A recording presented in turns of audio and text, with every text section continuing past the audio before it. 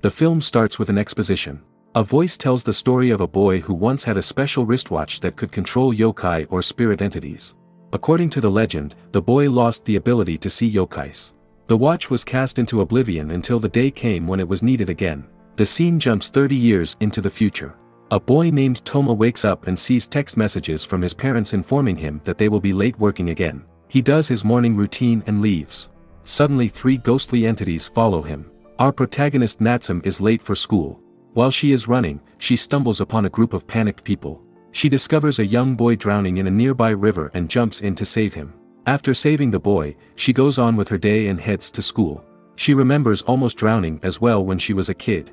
Out of nowhere, Natsum's friend Saki greets her and asks why she is soaked. She explains what happened and asks Saki to inform the teacher she will be late. In another area, a young boy named Akinori is riding his bike when he suddenly stops to look at the sky. He sees something alarming and changes direction, going to his grandmother's home.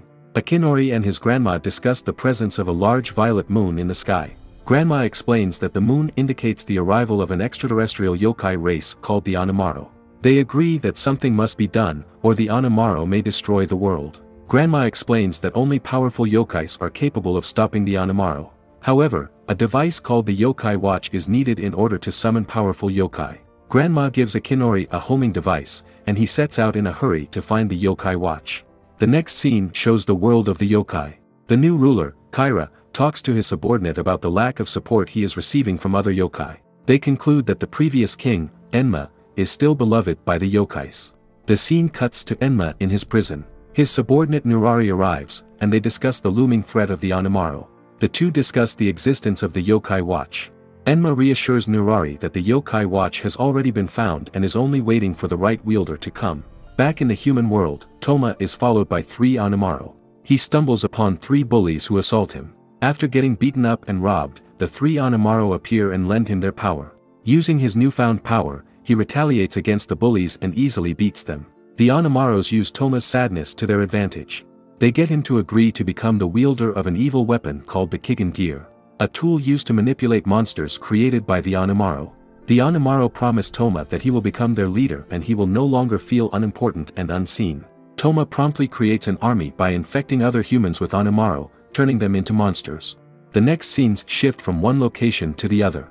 In the yokai world, Nurari frees Enma from prison, but King Enma is immediately made aware of their escape. In the human world, Akinori and his grandma discover that the Yokai Watch is nearby and head to its location. Natsum heads home from school but suddenly becomes lost and stumbles into unfamiliar streets. She then meets Whisper, a yokai butler who is the keeper of the Yokai Watch. He puts the watch on Natsum's wrist and explains how to use it. However, the girl becomes confused and unable to follow Whisper's words. After explaining more details on the situation, Whisper asks Natsum to take a capsule from a nearby machine. The capsule spawns a large Hydra-like yokai that proceeds to chase her. During the chase, Whisper tells her to use the watch to catch the yokai, but she gets separated from him before he can finish explaining. Out of the blue, Akinori appears and fires a magic attack at the yokai, allowing Natsum to escape. He explains how to use the yokai watch to her while running. Natsum successfully summons a yokai named Himoji, who quickly turns the Hydra behind them into dust. Upon defeating the Hydra, Akinori and Whisper formally introduce themselves to Natsum.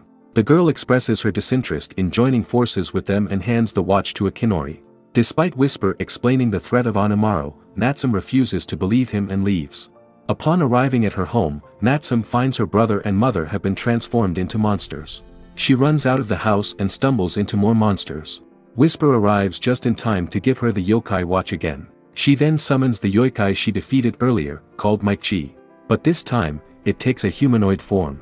Mike-Chi petrifies Natsum's mother and brother, and the group places them in a different location. Natsum wonders how to turn her family back to normal. Her new friends tell her that she needs to befriend some yokais in order to save the people from the Anamaro invasion. Meanwhile, Enma and Nurari watch the group from high above. They feel at ease that the yokai watch found an owner. However, they fear that the situation will only get worse from then on out. In the middle of the city, Toma has amassed a large army of monsters. He heads to the police station and turns the police force into monsters as well, growing his army even further. At the park, Natsum's group evaluates their yokais. They conclude that they need more powerful yokais in their team. Whisper suggests meeting an old acquaintance of his, a powerful yokai named Jibanyan. The group then goes to a road intersection where Jibanyan is rumored to appear. As expected, Jibanyan appears in front of them after slicing a truck in half. Natsum explains that she needs his help, but Jibanyan is not interested. Only after witnessing Natsum put her life on the line for a kitten did Jibanyan agree to help her. Back in the yokai world, Enma and Nurari go on to search for a powerful sword called Fudo-ken. They intend to use it against the king of the Anamaro, Rasen. However, on their search, they are spotted by Kyra, who attacks them. Enma and Kyra engage in an intense sword fight, eventually causing a large explosion. Back in the human world, Toma and the Anamaro plan to take over the airport and turn more humans into monsters. When the raid starts, Toma suddenly feels intense pain but ignores it, insisting he's fine. Natsum's group arrives at the airport to confront the leader organizing the monsters. She is surprised to see her classmate, Toma, is the one they need to stop. While discussing a plan, Natsum's group is suddenly surrounded by monsters. She attempts to appeal to Toma's good faith, but he insists he is not the kind person she thought him to be. The monsters attack Natsum and her friends. Jinbanya successfully fends off the monsters and attempts to attack Toma. The boy blocks the yokai's punch and sends him flying across the room. Natsum summons another yokai called Kyubi to assist in the fight. Unfortunately, Toma quickly defeats Kyubi and then traps Natsum's group inside a magic dome. The scene cuts back to Enma and Kyra's fight in the yokai world. Enma unleashes a powerful blast that incapacitates Kyra. Kyra accepts defeat and asks Enma to end him. However, Enma offers him an alliance instead. He explains to Kyra that he will need help when he tries to attain the legendary sword. Back at the airport, Natsum and her friends try to figure out how to break out of the magic dome. She ends up summoning a yokai named Kamasan. To everyone's surprise, he breaks the barrier by peeing on it. Inside one room at the airport, Toma experiences agonizing pain.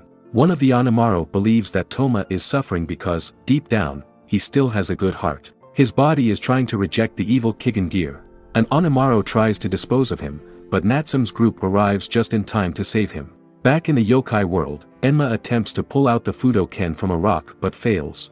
Enma, Kyra, and Nurari attempt to pull the sword together, but they are thrown back. The sword asks them why they need its power. Enma reveals his plan to slay the Oni King Rasen, but the sword refuses to lend his power to such a cause. Meanwhile, Toma is struck with intense fever. Natsum and her group have no idea how to help him. Suddenly, Enma and Nurari come out from a portal and reveal what the group needs to do to remove the Kigen gear from Toma. Enma tells them to head to Jejij Forest and meet with a yokai named Kitaro. He is the only yokai that can help them save Toma. Natsum, Jinbanyan, and Akinori arrive at Kitaro's realm but are immediately surrounded by several yokai. They almost get scammed by another yokai posing to be Kitaro before the real one appears. Natsum explains the situation with the Anamaro to Kitaro. Then, he agrees to help them without hesitation. Natsum leads Kitaro to where Toma is resting. After observing him, Kitaro devises a plan to separate the Kigen gear from him. He asks Natsum to enter the boy's mind and defeat the darkness that lingers inside. Natsum enters Tura's mind and sees him as a young boy crying in his home. She finds out that he is extremely lonely. Natsum proceeds to show Toma alternate versions of the past if he had allowed the people around him to show their love. Toma learns that his parents cared for him despite them being too busy to spend time with him. Natsum's intervention successfully makes the Kigen gear react. Kitaro sees that and takes the opportunity to remove the item from Toma's wrist. After that, he bids farewell. Toma wakes up and sees the Kigen gear transformed into a different item, which is another yokai watch. Enma calls it the Yokai Watch Ogre and urges Toma to use it to save people infected by the Anamaro. Toma complies and uses the watch to transform into a yokai called Omatsu. Omatsu releases magic dust into the air, transforming many monsters back into humans. Suddenly the final villain Oni King Rasen appears. He flies into the middle of the city, turns a building into a giant throne, and absorbs all of the Anamaro to become stronger. Enma quickly summons a rock with Fudo-ken stuck to it. He urges Toma to pull out the sword and use it for the upcoming battle. Toma tries to pull out the sword but cannot muster the strength to do so. The sword manifests itself as a spirit and asks Toma the same question it asked Enma. Toma responds by using his watch and transforming into an eloquent yokai called Yoshitsune.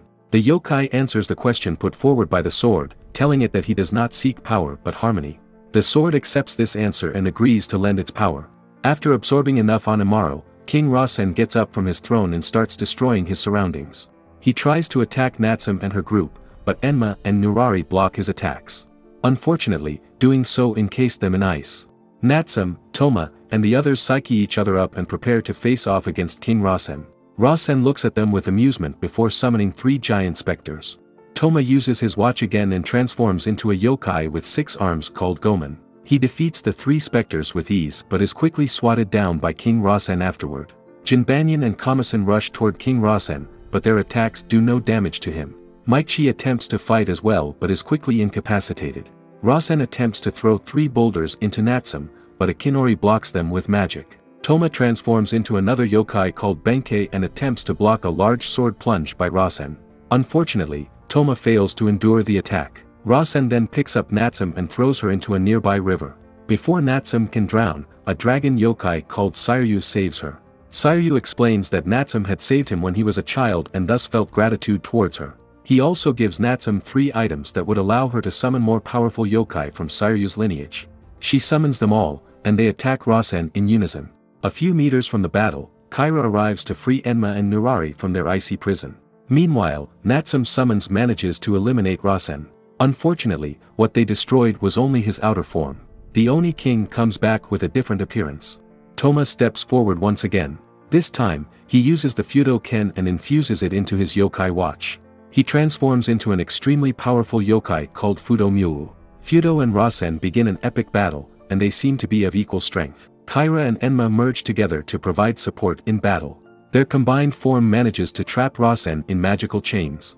Fudo prepares to deliver the final blow, but Rasen tells him that he's too strong to be taken out. Natsum, eager to prove the Oni King wrong, gathers the power of all the yokai in the country using her watch. She passes the energy to Fudo, and he delivers a legendary sword slash that absolutely annihilates Oni King Rasen. Fudo transforms back into Toma, thinking the battle is over. However, Rasen's severed head was able to release one final attack and impale Toma's upper body. Toma musters his remaining energy to destroy Rasen's severed head.